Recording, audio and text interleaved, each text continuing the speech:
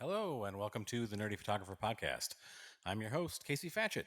In case this is your first time listening or you haven't tuned in for a while, in addition to bringing you entertaining and informative discussions about photography and the photography industry, I'm also embarking on adventures with the crew of the Starship Fibonacci, or, if you will, my hashtag nerdy photo crew.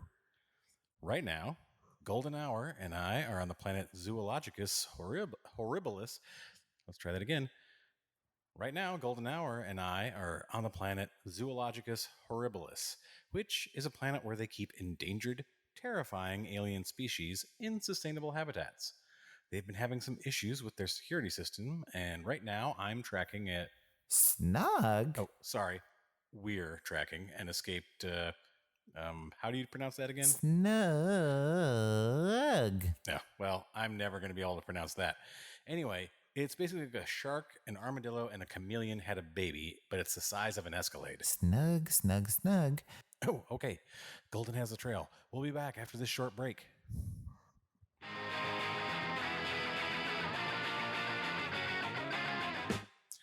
Hey, are you looking to add more dynamic content to your marketing? Do you want to drive customers to your website with videos about products, services, or content, but don't have the time to learn video editing software? Head over to nerdyphotographer.com/recommends/Animoto to try Animoto for free. That's right, you can sign up and try it out for free. Just drag and drop your photos and videos, or pick from the thousands of stock photos and videos in their library and create a video in just minutes. Customize fonts, colors, and layouts easily, or choose from their templates. You also get to select your music from thousands of pre-licensed tracks. Stand out in your customer's social feed. Videos get more likes and shares and click-throughs than any other content. Create videos in landscape, square, or vertical formats depending on which social media platform you are exporting to. Or, once you're done making one video, make a copy and convert it to another format to share on another platform. No need to make separate videos. Animoto is easy, intuitive, and doesn't require learning new software. Get started right away. Go to nerdyphotographer.com/recommends/Animoto. That's nerdyphotographer.com/recommends/ANIMOTO to get started for free.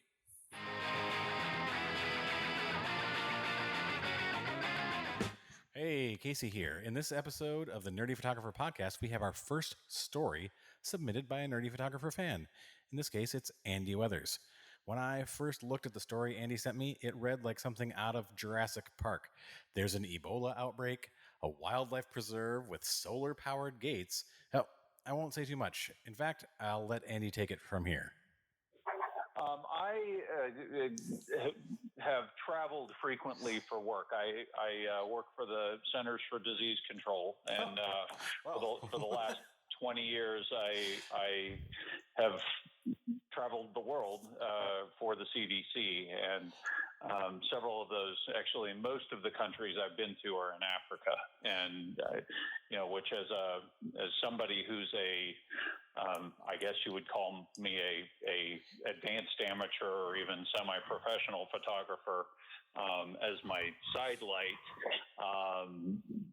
Africa is a fascinating place to travel. But I had the opportunity 5 years ago, almost exactly 5 years ago, to travel to Sierra Leone during the Ebola outbreak, and on that trip, we were working very intense days. So when we got time off, I went with some of my coworkers to the Takugama Chimpanzee Sanctuary, which is right outside of Freetown. And of course, I always travel with my camera. It doesn't matter if I'm going down the road or around the world. I always have my camera with me. That's just a photographer thing. I think we're all, anybody who enjoys photography is like, I'm going somewhere, I have to bring my camera. I do, yeah, exactly. So I happened to have it with me and took it with me on this trip, when we went to the sanctuary, and it happened to be it was their very rainy season, so it had been raining for a week or more when we arrived at the sanctuary, and was still raining off and on while we were there. And they're wonderful people.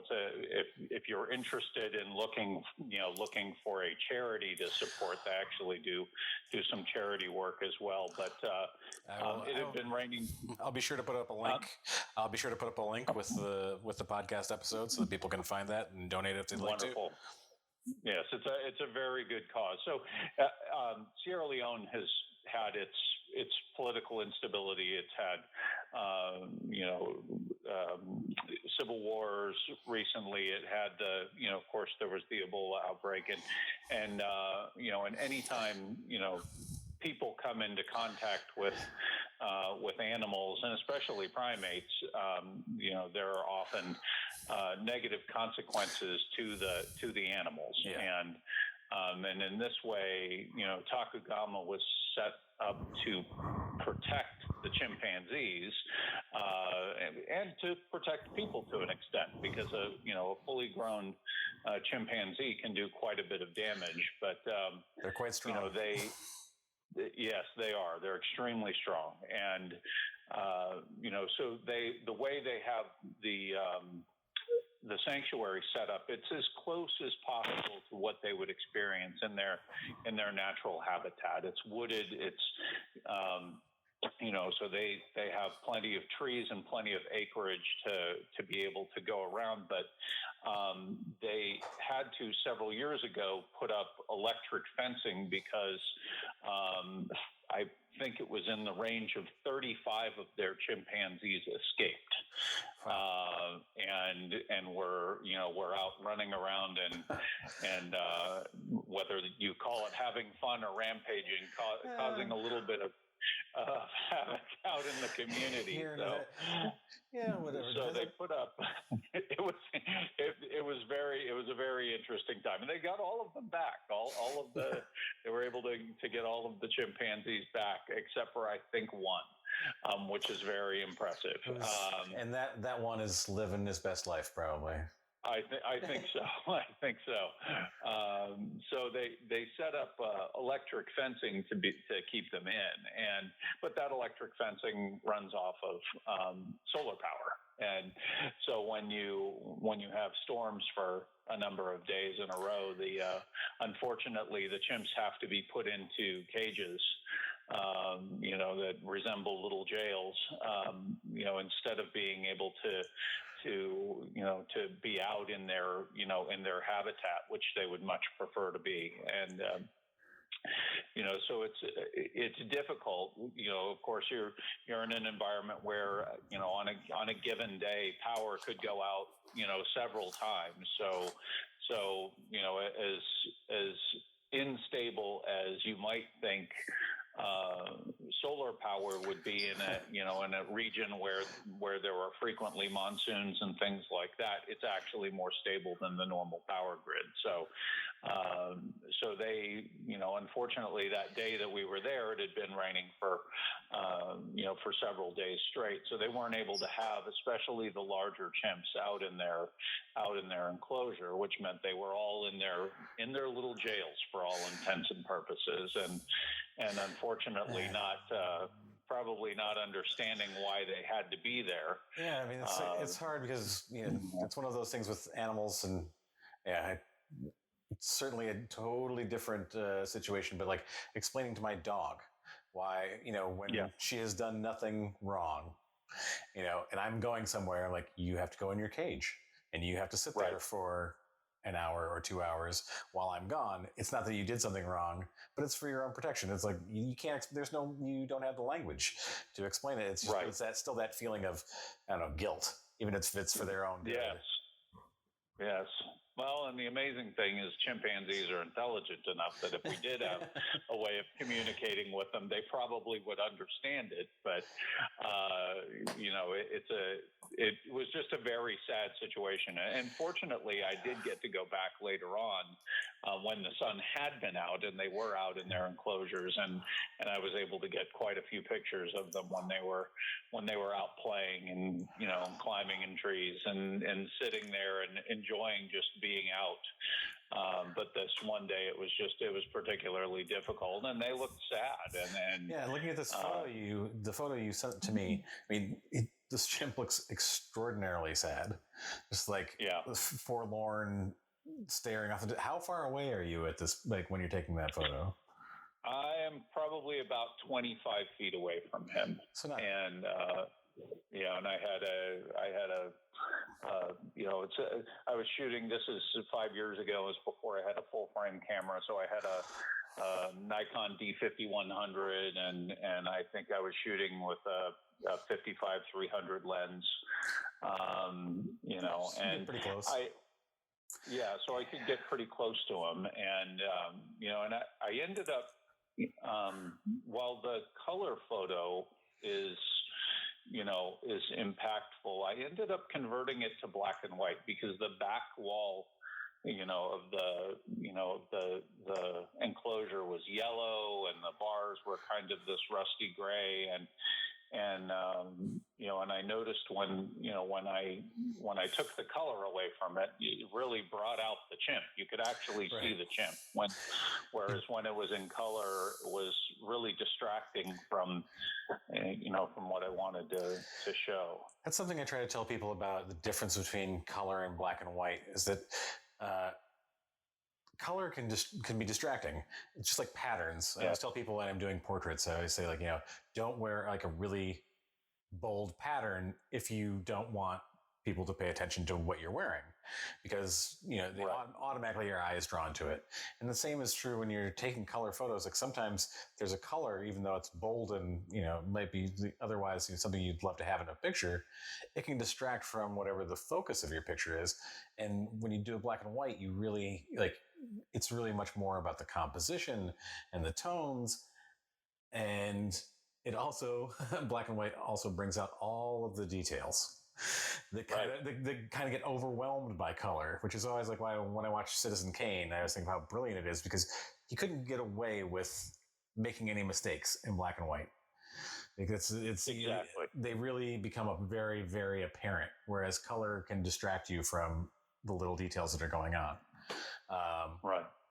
But yeah, like this picture, I think converting to black and white was definitely a good choice, and people can go to to our website, to this post for this episode, and see the photo. It's also going to share it on social media as well, so they can see Andy's photo and know what we're talking about.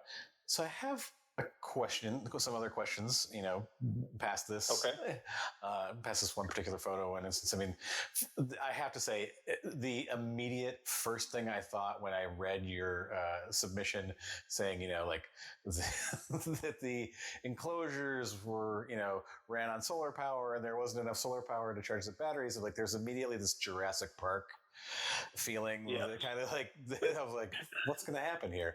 I mean, are there other that of? Are there other sanctuaries of other kinds that rely on solar power of that sort in that area of Africa? There are actually all around Africa. I think that's something that you're finding more frequently. The country outside of the United States that I've spent more time than any other is Kenya. And there are sanctuaries all over Kenya for whether it's for elephants or giraffes or hippos or rhinoceroses, and many of those are solar powered. They count on solar power not just for fencing, but even for things like the electricity that powers water pumps. And I think it probably makes sense. I mean, as you were saying, a place where the electrical grid is not, so having that sort of localized power supply as opposed to like depending on power being, as it is in the United States, usually like sent to you from a long distance away. Right. Very interesting. That's one of the biggest things that we take for granted here. I think living in the United States is you can flip a switch and you have power. Exactly. There's immediate electricity. Yeah. So I mean, we're having thunderstorms here in Atlanta today, and the electricity is flickered, a little bit here and there, but by and large, I mean, we always have it. I've been to, a number of countries, Central African Republic, for instance, where they shut the power down to almost everybody, for 3 or 4 hours in the afternoon, and that's just what you plan your day around is not having power from about 3 o'clock in the afternoon until about 5 or 6, and and which happens to be oftentimes the hottest part of the day, right. It's unfortunate. But, I know a lot of people who I don't think would be able to handle that. Necessarily wouldn't be able to keep up with that sort of lack of power. Right. So this is you finding things out about people that you work for the CDC. I don't know how much you want to get into with that. I can always edit this out afterwards. But I mean, you'd say you went there to Sierra Leone for the Ebola outbreak, and I'm guessing that you've gone via other infectious disease outbreaks. This is why you're traveled to Africa or why you're traveling to other places. How much time do you find yourself having to take pictures? You make the time especially when you're out on long trips and you're in stressful situations. It's photography is my therapy, right. As it is for a lot of people, and so if I am going to be in a country for several weeks, and most of the stuff that I was working on when I was over there, while some of it was outbreak investigations, a lot of it was, training programs, and we would run training programs where we would teach, the Ministry of Health employees how to do outbreak investigations and disease surveillance. So, you have a day or two on a weekend between the 2 weeks that you're doing a training class, and I could go and do a mini safari, or I could go, and do, like go and tour a tea plantation outside of Nairobi, or in Central Asia, go up into the mountains outside of Almaty, or those kinds of things. So, you almost have to make time for yourself to be able to recharge. And that's how I find myself recharging. So, it takes, it sounds odd that you have to be disciplined in forcing yourself to take time off, but you do. No, I think that's, for even as myself, as a professional photographer, I have to do the same thing. And, I talk to a lot of amateur or people who are coming into photography as a profession, talking about oh, what do you mean you don't want to take pictures all the time? And there's certainly right. I've spent 20 years photographing events. I like taking pictures of other things. So there are times when people say oh, do you want to come bring your camera to this party and just it takes, I'm no, I need to schedule my time away from that thing and do something else. I need to for example, doing this podcast or working on other things that are sort of a pressure release, if you will. Right. Though I will say your job is probably way more stressful than mine. It can be. It can be, yes. I think that... although if you do wedding photography, probably there are some bridezillas that could challenge some of the... yeah. It's... I can count on... I've done hundreds and hundreds and hundreds of weddings over the last 20 years, and I can count on 2 hands the times that I've had a really bad experience. So okay. I count myself very lucky. That's also a matter of doing hiring before signing the contract, discussions Some people have slipped past me, but it's like, it's as much I'm interviewing them as they're interviewing me. So that was a skill that I had to learn, because there were a few bad experiences at the very beginning of my career as a wedding photographer where I realized this was not, I should ask questions about this. Much like the rest of life, asking questions is an important part of figuring things out. Right. You don't always know what's going on.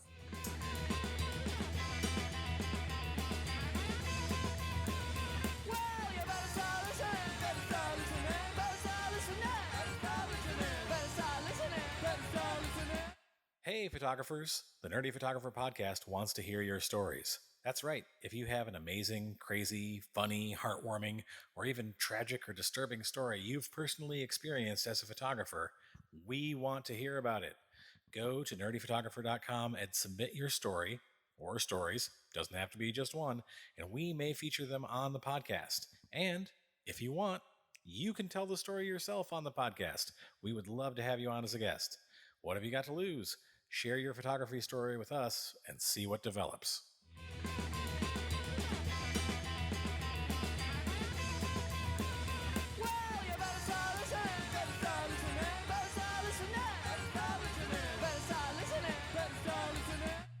AF 2.0, why don't you tell the audience what time it is? And now for my favorite part of the show. What's that say? Useless information. This is always death. I chose this specifically because you had mentioned you were in Africa. But given that you've gone on safari, you may actually know this. Do you know how far away a cheetah can spot prey? You know what? I don't, and that's the funny thing about about my time in Africa is, of the large cats, a cheetah is the only one that I've never seen. I've seen, and hopefully that they probably saw me though. 2 miles away, they can spot prey. That's incredible. 2 miles away, which is for a photographer, that's like I can see something from 2 miles. That's incredible. And they're the only big cat that does not, any cat that doesn't have retractable claws. Their claws never go back. That's fascinating. Andy, that's good to know for the next time I'm there. Yes, a little bit of knowledge for next time. I always travel with somebody slower than me. That's the important thing. That's the most important thing. It's what I always tell people when I go, camping or hiking. It's like, I don't have to outrun the bear. I just have to outrun you. That's right. Thank you for sharing your story with us, Andy. I really appreciate it. You're very welcome. I appreciate you having me.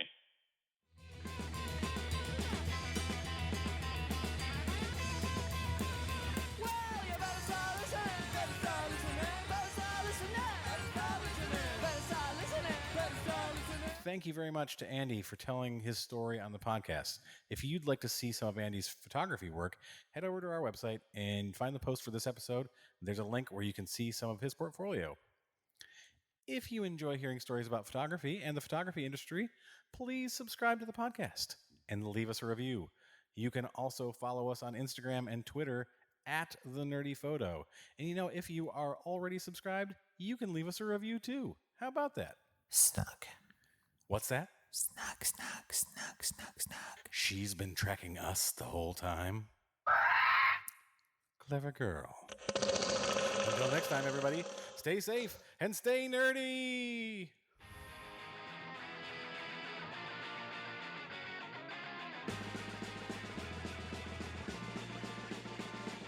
Who's that coming back to town? You better start listening! Who's your heart been beating about? You better listen.